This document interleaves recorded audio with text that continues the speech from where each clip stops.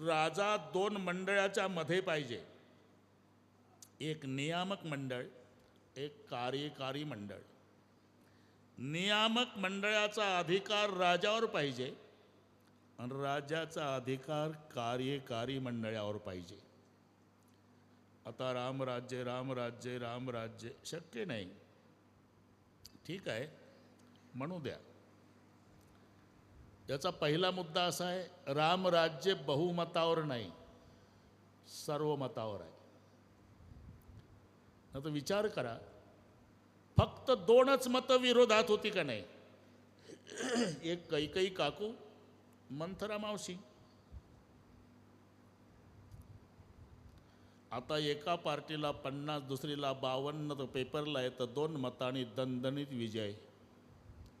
अरे दोनच गेली विरोधात, तरी त्या विरोधी मताला महत्त्व देऊन 14 वर्षे गेला वनवासात.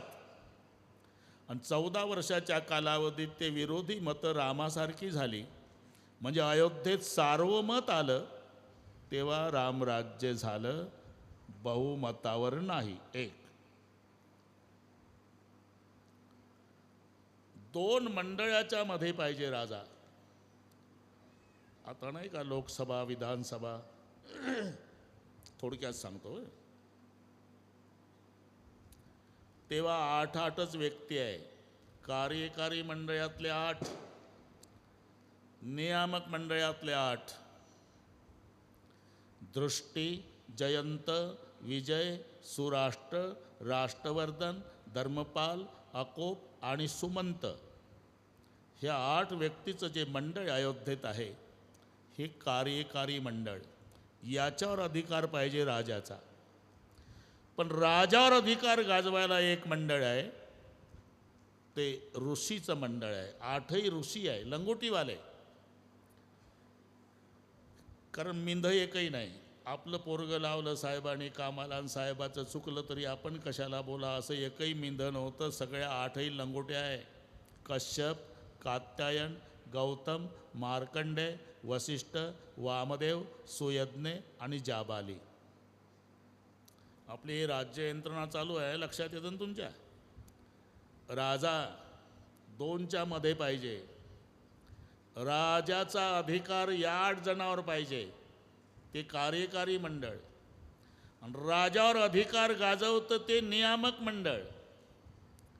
आणि नियामक मंडळातल्या सदस्याचं राजाला ऐकावंच लागतं. म्हणून वसिष्ठ नियामक मंडळाचे सदस्य आहे.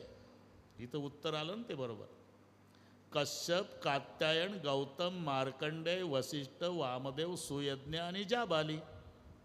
यामध्ये वसिष्ठ, राम देणार नाही म्हणणारा राजा. वसिष्ठ म्हणजे रामच काय, सोबत लक्ष्मण दे जा.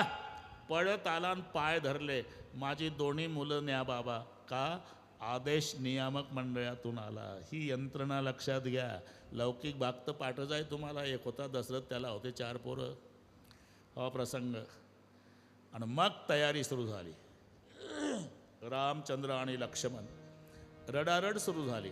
अरे 15व्या वर्षात पदार्पण आहे, ते काय फिरायला चालले का? राक्षस मारायला चालले विष्णुभाऊ. म्हणून सुमित्रा रडती, कैकई रडती, भरत शत्रुघ्न रडतात, दशरथजी रडतात.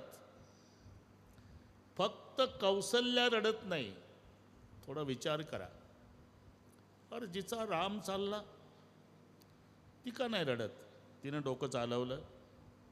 याच्या लहानपणी एक महात्मा आला होता आणि त्या महात्म्यानं भविष्य सांगितले होतं की तुमचा राम 15 वर्षाचा होईल तेव्हा याला एक साधू घेऊन जाईल.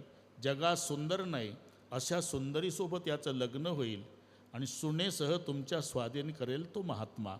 म्हणजे आता माझा राम लग्नाला चालला बरं का. आणि मुलगा नवरदेव झाल्यावर मम्मी रडते का? म्हणून कौसल्या रडत नव्हती, बाकी रडत होत्या. मी तिथंच होतो म्हणून सांगतोय. तयारी झाली बरं का विष्णुभाऊ, तयारी झाली.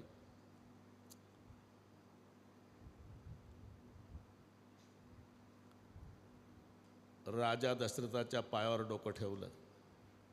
दशरथ राजाने हात धरला रामाचा आणि विश्वामित्राच्या हातात दिला. सांगितलं, जाओ श्रीराम, आज से तुम्हारा पिता विश्वामित्र है.